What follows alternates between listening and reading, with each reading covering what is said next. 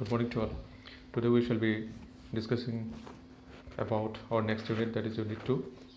Earlier we have discussed about unit 1, right?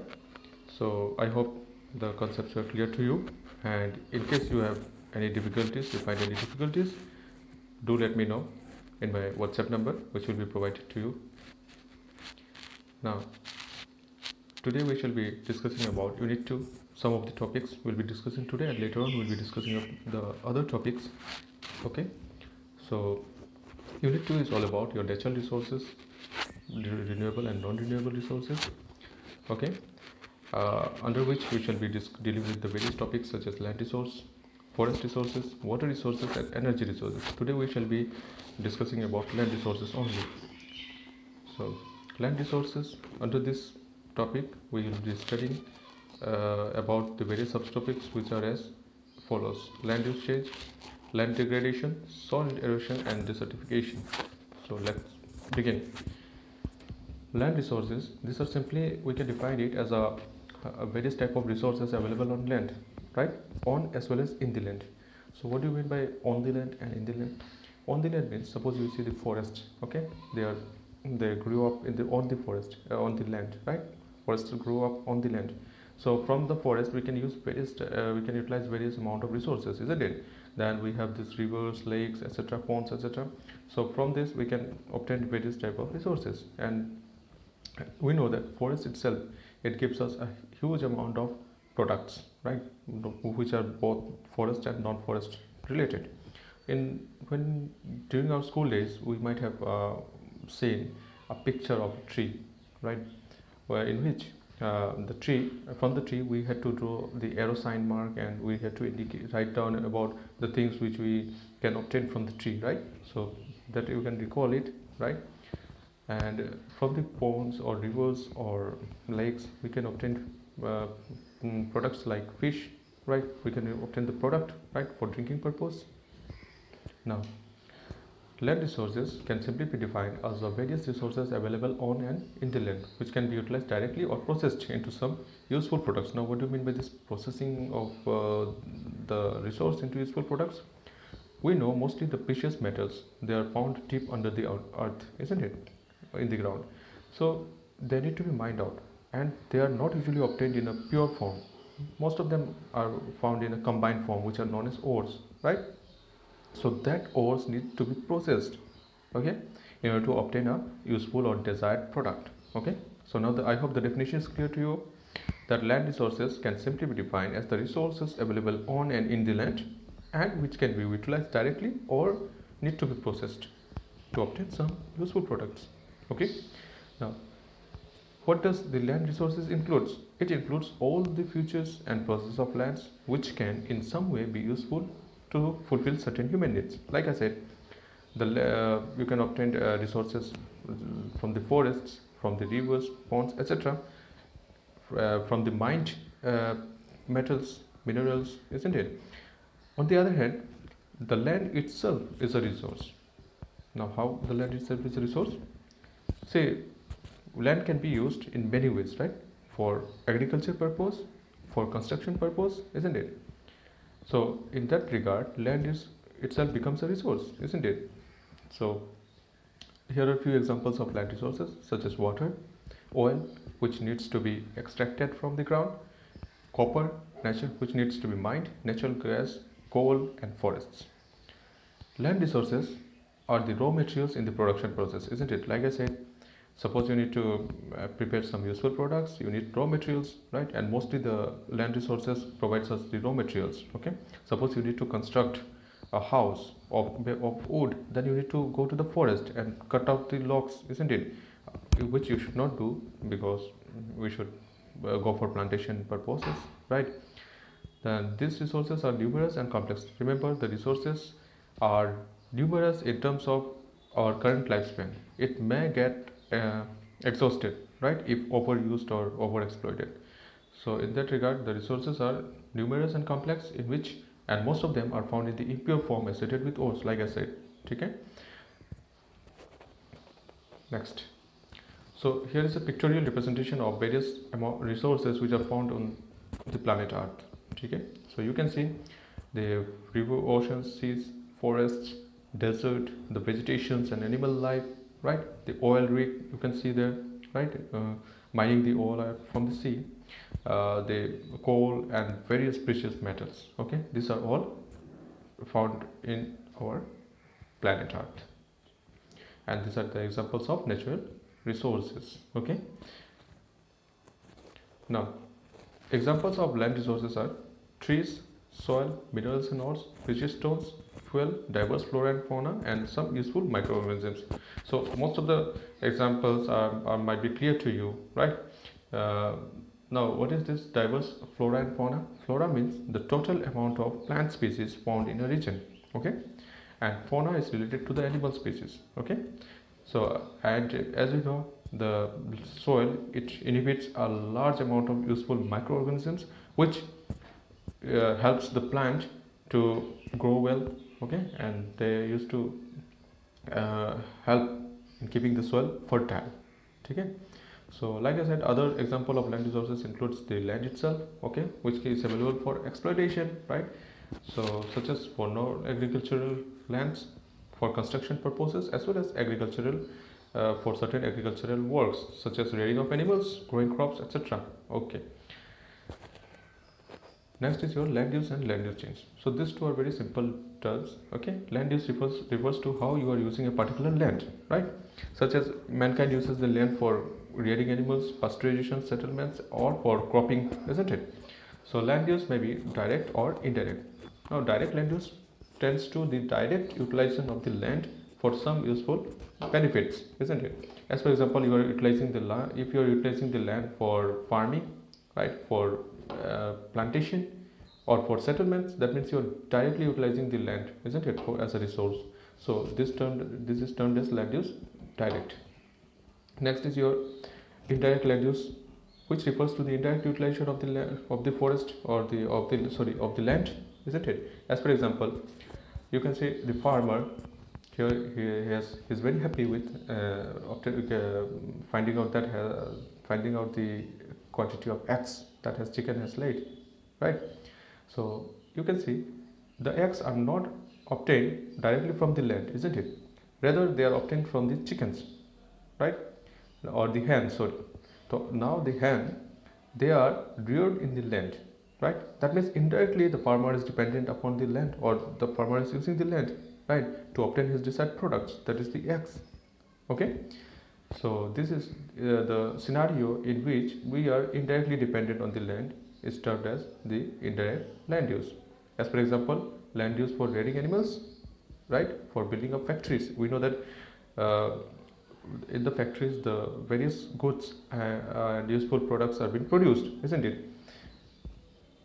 And just the raw materials which are being taken from the environment are processed in the factories, and the factories are in turn set up in the owner land. So the land is not helping us in that scenario, right, directly, right? We are not obtaining the resources, the products directly from the land, but from the factories, okay? And the factory is built upon the land. So in that regard, we will say that the land is being used indirectly by us.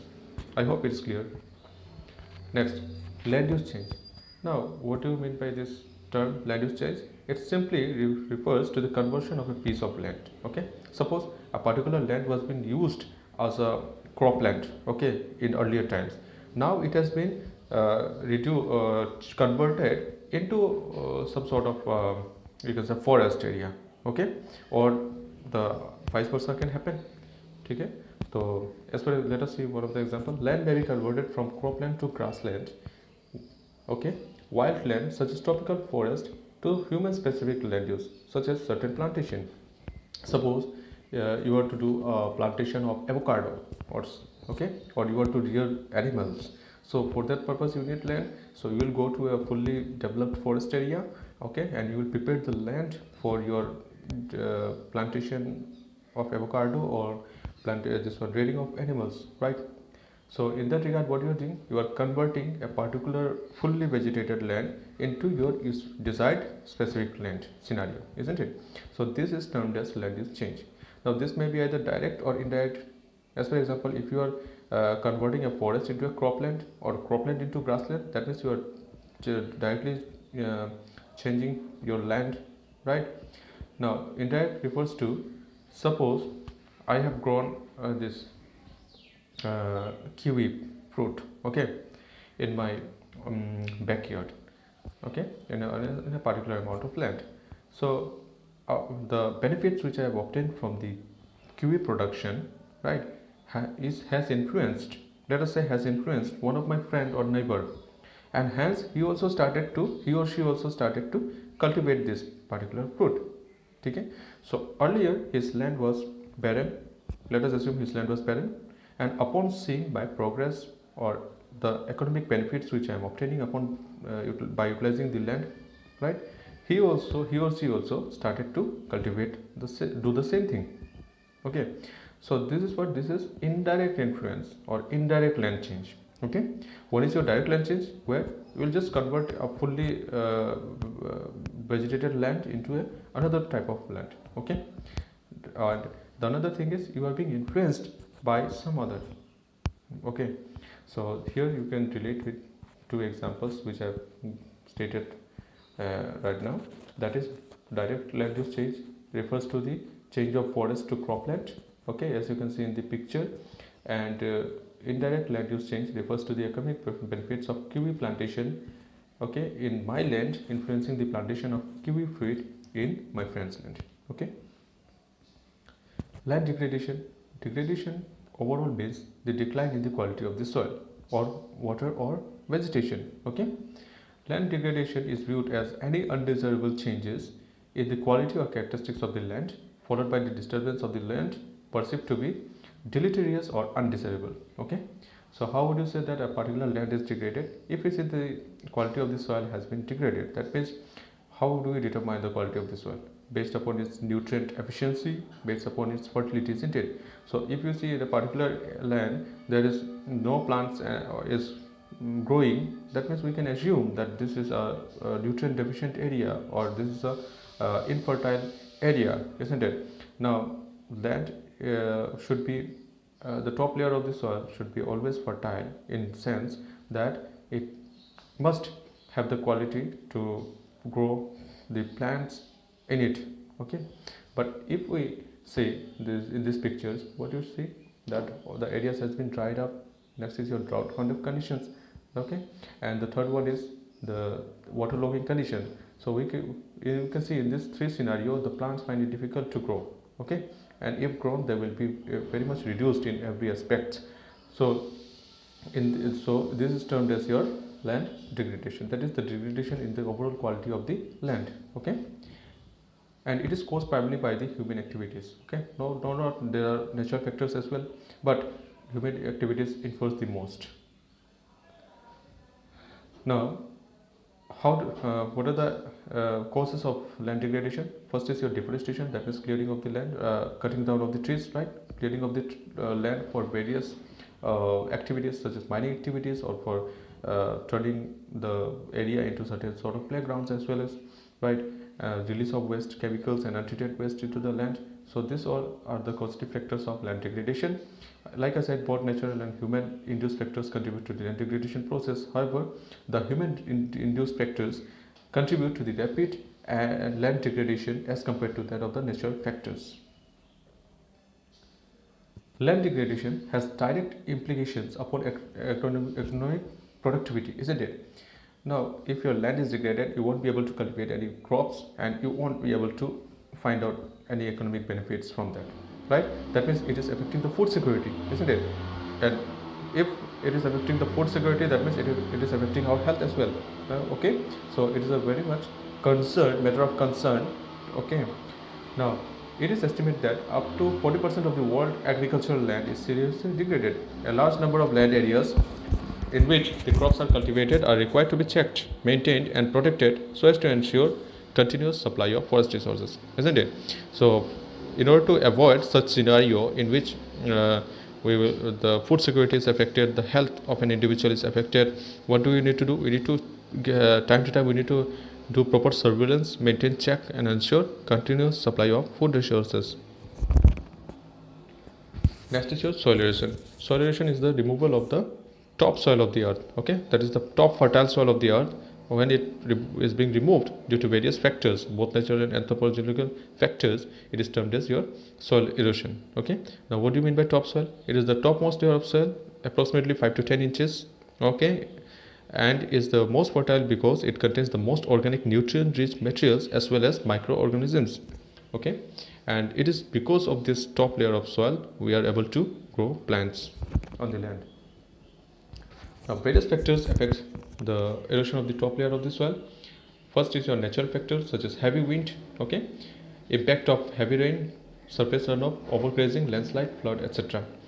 Now, heavy wind, if you see in an open area, if there are no tree barriers, then what will happen? The wind will rush forward heavy with a huge amount of speed, isn't it? Then when it will rush forward, it will just blow away the topsoil of the earth, okay, thereby affecting the soil. Now next is your impact of heavy rain. Yeah, we know if there are trees, then the impact of the heavy rain is being neutralized by the leaves or the branches of the tree. But if there is no tree and there is open ground, then the raindrops will directly fall on the ground, and thereby it will make a groove like a pattern, as I think you might have seen when it rains. When the raindrop falls directly on the land, it just forms a depression or a groove, okay, thereby splitting out the certain amount of materials in that area. And the surface runoff, that is the water continuously, okay, it's passing away with a rapid speed, okay, then along the flow of the river it takes away the topsoil of the earth. Overgrazing, yes, of course. Now how overgrazing is related to soil erosion? So overgrazing means the excess amount of grazing of grasses by the cattle, okay. We know the grasses have adventitious type of roots, that means it's mostly fibrous, right? They used to anchor the soil, okay, very hardly, very tightly, okay, from every corner, and thereby they don't allow the soil to get eroded. But when overgrazing happens, the grass gets injured, okay, it is destroyed, thereby the soil gets loosened, and the soil erosion can happen due to the effect of heavy rain or surface runoff, heavy wind, etc. Landslide is also the reason for your soil erosion. Landslide, you might have heard in the news as well, when it rains in a hilly area due to excessive raining, the certain amount of land, okay, of belonging to a mountain slides down, okay, thereby leading to soil erosion. Artificial or man-made factors includes extensive farming practices, waste spill from factories, logging, mining, construction works, use of bioweapons, recreational activities. Now, among the artificial or man-made factors, extensive agriculture. Okay, suppose you have to grow crops, okay, in a particular land. What you will do? You first of all you will cut down all the big or extra trees, right? Thereby you will denude the land, and then you will tilt the land. Okay, upon tilting, the top layer of the soil is mixed with the lower layer of the soil, right? So this process goes on. If you do it excessively, then the soil will get eroded. Okay, it becomes affected. Then waste spill from the factories, as you know, the factory, they used to, under processing, they used to, upon processing of certain products, they used to release lots of wastes, okay, and mostly the waste chemicals, they used to release it on the land, and thereby making it infertile. Then construction works, mining activities. Obviously for mining activities you need to clear the land, and once you clear the land, you are exposing the soil directly to the natural factors such as heavy rain, heavy wind, etc., surface runoff, etc., right? So thereby contributing to soil erosion. Now the rate of soil erosion depends upon the intensity of its affecting factors. Okay, it is not that if there is heavy rain, heavy wind, then your soil will get eroded for sure. That is not the scenario. If it is to a certain extent, okay, then only the soil will get affected. Now the loss of soil from farmland may be reflected in the reduced crop production. Okay, we know that loss of habitat of useful microorganisms, lower surface water quality, and damaged drainage networks. Okay, now if there is loss of soil or there is soil erosion from farmland, obviously we won't be able to grow crops in it, right? Because the soil would definitely not be habitating any sort of microorganisms or useful microorganisms, we can say, right? and this, when it will rain, the water, the surface runoff will take very rapidly, thereby unable to penetrate deep in the ground and lowering the water table. Okay. Now, soil erosion is a major concern for the sustenance of human being. Yes, this is a very important point, as because it is the soil in which the crops or the various food resources are being cultivated or grown. Okay, and if the soil is affected, then we won't have the food to be eaten, right? And then in turn it will affect our health, depending on the resources influenced by the soil, isn't it? The food or crops are dependent on the soil, and they are influenced, their growth is influenced by the soil. So in this regard, if soil erosion happens to a very greater extent, then it will affect the food security as well as the health of an individual. Now, what are the factors responsible for soil erosion? Like I said, there may be natural factor or there may be artificial factors, right? So natural factors includes the climate, which, as for example, I have said, like the heavy rain, right, or heavy wind. Topography. The topography is, that means the geographical features of an area. If the surface is too much steep, okay, then if it is slopy, then the surface runoff will happen to a greater extent. The landslide will take its form or intensity, right? So in this regard, this climate and topography are two natural factors which are responsible for soil erosion. Now, floods. Next is your flood. If there is heavy flood, and we see that there occurs a waterlogging condition in an area, and the water, no doubt the plant requires water, but if it is waterlogged, then they are unable to exchange the gases. Okay, so in this regard, the soil is also affected. Now, overgrazing, like I said, overgrazing leads to soil erosion in terms of the greater extent of grazing on the grasses. They loosen the soil, which are being anchored by the roots of the grasses, gets hampered. Okay, and in turn, the soil is exposed to the harsh environment. Man-made factors such as tilted farmland means the preparation of the land. When man prepares the land, they totally remove all the extra items from the ground, right? And in this process, they loosen the soil, right, during plowing, clearing of land, and for safety, and some certain practices like shifting cultivation also contributes to soil erosion. Next is your deforestation. We all know deforestation means the cutting down of trees, right? So if you are cutting down a tree, then you are removing the protective umbrella from an area, thereby exposing it to the harsh environmental factors, right, such as heavy wind, surface runoff, heavy rain, etc. And the ability to hold the soil by the grass or by the trees gets nil. In this regard, the soil is heavily affected. Urbanization. Obviously, urbanization means the building of our towns, right? So when you go for building up a towns or setting up towns, first we need to clear the land, and indirectly it is related to the deforestation process. Okay. Large scale projects such as dams, construction of dams, construction of highways, this also requires the clearing of the land. Okay, and regarding the dams, what do? We just used to obstruct a particular flow of water. So in one side there is overflowing of the water, on the other hand it is minimal flow of water. So in the overflowing side, what you will see, the land gets submerged. Okay, that means it is related to a flood like condition in which the plants get submerged and they are unable to grow, the soil gets hampered. And on the other hand, because of the drying conditions, the vegetation is lost, the soil gets degraded.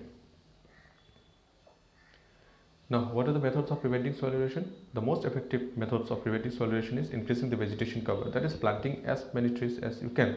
Okay, and if it is a hilly area, then you can go for terracing. Terracing means just building like step-like process. Okay, so in the third picture you can see there are two categories of land. One is the sloping land and the other is your terraced land. Okay, in the sloping land you can see the rainwater is directly flowing down. Okay, that is surface runoff is occurring very rapidly, and in this process a large amount of soil gets depleted, okay, or it gets eroded, we can say. Thereby you can see a quite few number of trees and very minimal height of grasses in the picture. On the other hand, you see that in the terraced land, the surface runoff is occurring in a controlled amount, right, in a controlled way. So for that purpose, the trees are able to absorb the water well, and the grasses are grown in a, grasses or crops, whatever may it be, they are grown in a full extent. Okay, because the soil of that particular terrace land is not getting eroded, that's why they can grow very finely. Windbreaks, like I said, in an open area, if you don't have this wind barrier, then what will happen? The heavy wind will come and erode the soil. Okay, with a blow, it will erode the soil.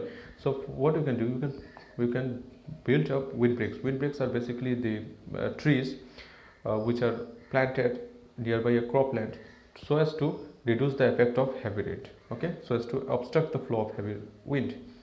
Contour farming is just like a if there is a flat land, you will just prepare ridges and ridges in between your crops. Okay, groups in between your crops, and when it will rain, the rainwater will be stored in those ridges, and the plant or crops will able to utilize it. Okay, so this is termed as contour farming. Mostly it is done in a mountain area, but what they used to do, they used to almost make the land flattened. Okay, so that the rainwater can get collected in between the ditches. And number 5 is your proper water drainage system. So if you don't have a proper water drainage system, the soil will get waterlogged. Okay, and this will affect the plant or crops which you will be cultivating. Next is your desertification. Desertification is a type of land degradation in which relatively dry land region becomes increasingly arid. So what do you mean by this line? Suppose there is a particular area which is very much dry in nature. Okay, and after some time it becomes arid. Okay, arid means what? It is very hard and you can say very dry condition. So what happens? It typically such area typically has lack of water. Okay, in its water bodies, and the vegetation and wildlife are also very minimal. Okay, it is caused by a variety of factors such as nature factors such as climate change and artificial factors. A lot of human activities can interfere with this process. Now, what is the common cause of desertification? The immediate common cause of desertification is the loss of vegetation. Like I said, if there is vegetation, there will be seasonal rainfall. Okay, and the soil will not get eroded. So you can see there will be a greenery all around. But if there is loss of vegetation, then a lot of things will happen. Okay, such as the soil will get eroded, the lands will dry up, the vegetation will start losing, the life forms will not able to sustain in that particular area. Okay, now the loss of vegetation is driven by a number of factors. Okay, now loss of vegetation can be influenced by a number of factors such as drought. Okay, that is completely dry condition, climatic shifts. Okay, improper rainfall or unseasonal rainfall. You can say tillage for agriculture. Suppose you are doing extensive agriculture practices, then also it may lead to desertification. Overgrazing and deforestation, yes, of course we have dealt about it.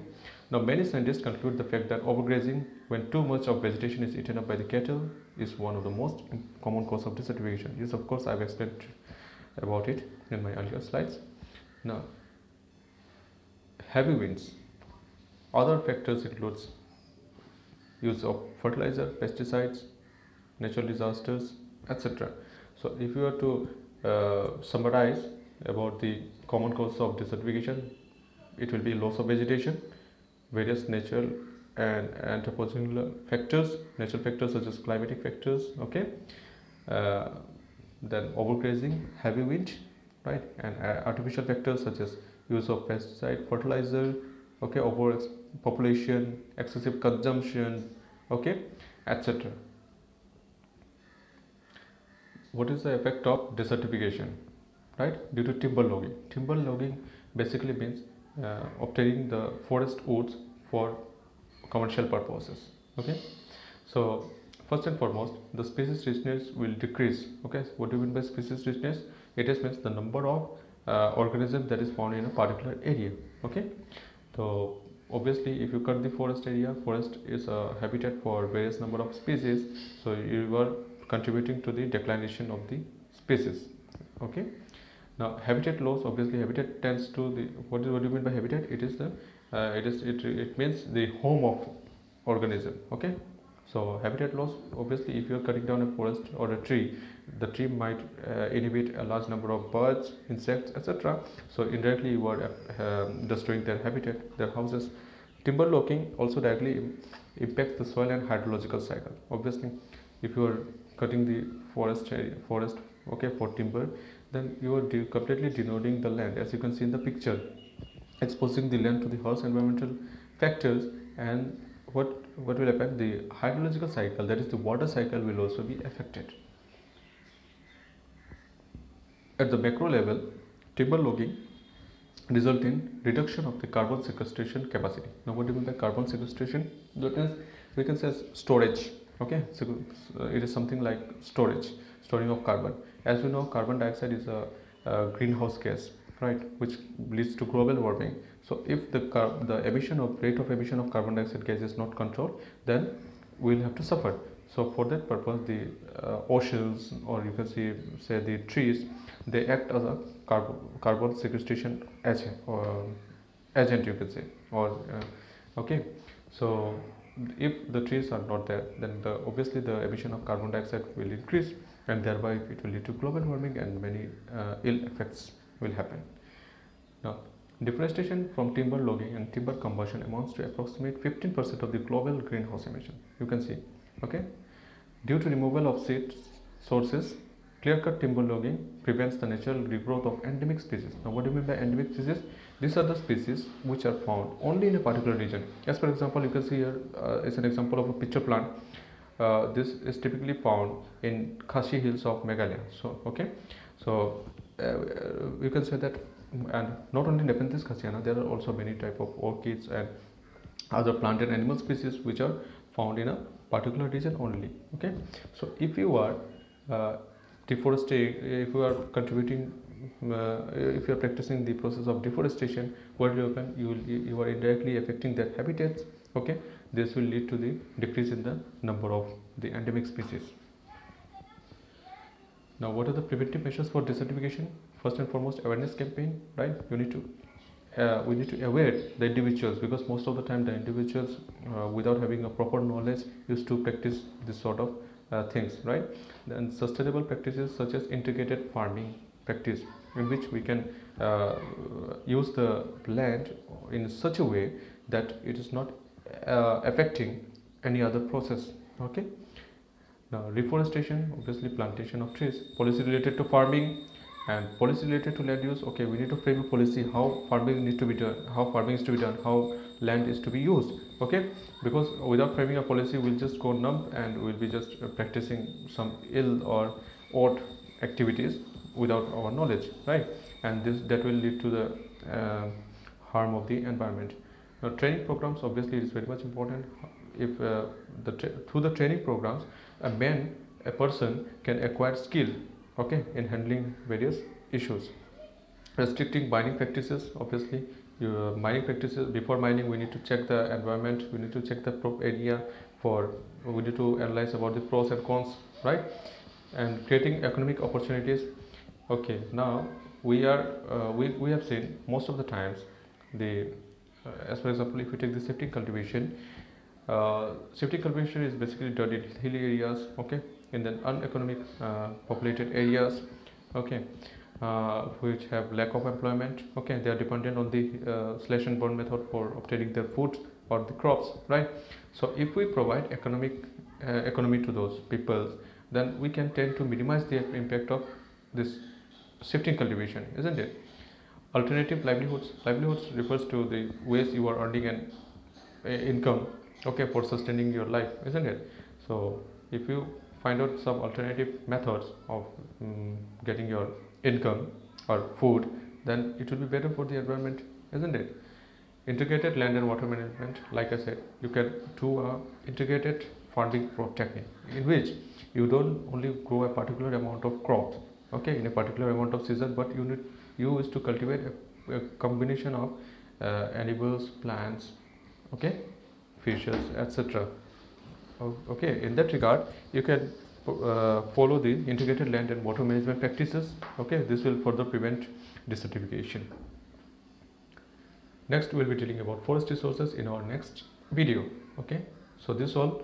If you have any sort of doubts in this particular video, first I would like you to go through each and every the slide. Okay, most of the times when we deliver the lecture through online mode, video mode, okay, a lots of things comes in our mind, okay, and they may interfere while delivering a particular lecture. Okay, so nonetheless you will find each and every material required in this portion. Okay, I've given it in my slides. You can go through all of the slides and read it one by one, and you can see there are the concepts are very much easier. Okay, and it will be, I hope you won't find any difficulties, but apart from that, if you find any difficulties, so you may contact me, and we shall have a doubt clearing session of our last unit as well. Okay, in some in I think also will be I'll let you know later on about when we are going to conduct the doubt clearing sessions, live sessions. Okay, so till then,